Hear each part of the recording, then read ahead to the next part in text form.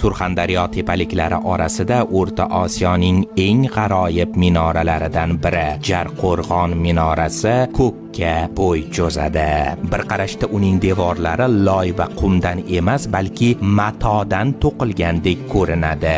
16 ta yarim ustun bilan bezatilgan gofrlangan yuzasi vaqt shamolida qilpirayotgan zarrin kimxobni eslatadi. 1109-yilda Sulton Sanjar farmoni bilan barpo etilgan bu me'moriy mo'jiza qisman saqlanib qolgan bo'lsa-da, uning 21,6 metrlik balandligi kishini hayratga soladi.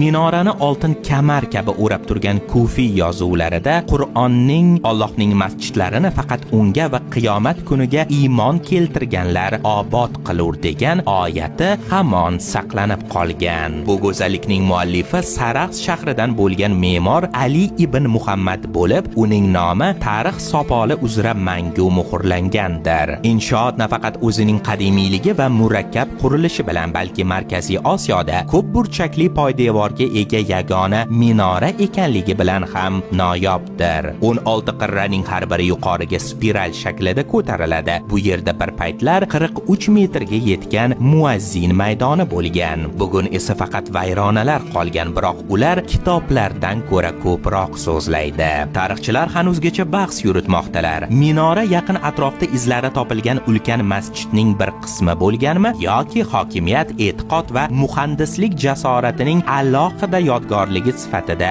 mo'ljallanganmi? Arxeologik topilmalar nozik konstruktiv yechimlardan darak beradi. Aylanma terish usuli, ravoqli teshiklar, to'rt burchakdan doiraga yumshoq o'tish, bularning barchasi me'morchilik san'atining yuksak darajasidan dalolat beradi. Jarqo'rg'on minorasi Xuroson, Shimoliy Hindiston, Samarqand va Termiz madaniyatlari chorrahasida dunyoga kelgan. Uning shakllari G'azna va Bihar minoralarini esga solsa-da, mahalliy ruh, jonajon tuproq quvvati va nafis go'zallikni o'zida mujassam etgan. U go'yo toshga aylangan azon, asrlar oshiq quloqlarga emas, balki ko'zlarga va qalblarga xitob qiluvchi abadiy vazdir. Bugungi kunda minora davlat himoyasida qayta tiklangan va ziyoratchilar uchun ochiq. Ammo eng muhimi, u har bir g'ishti ibodat, har bir naqshi ma'rifat yo'li bo'lgan o'rta asr sharqining go'zalligi, yo'qolgan aniqligi va falsafasining qo'riqchisi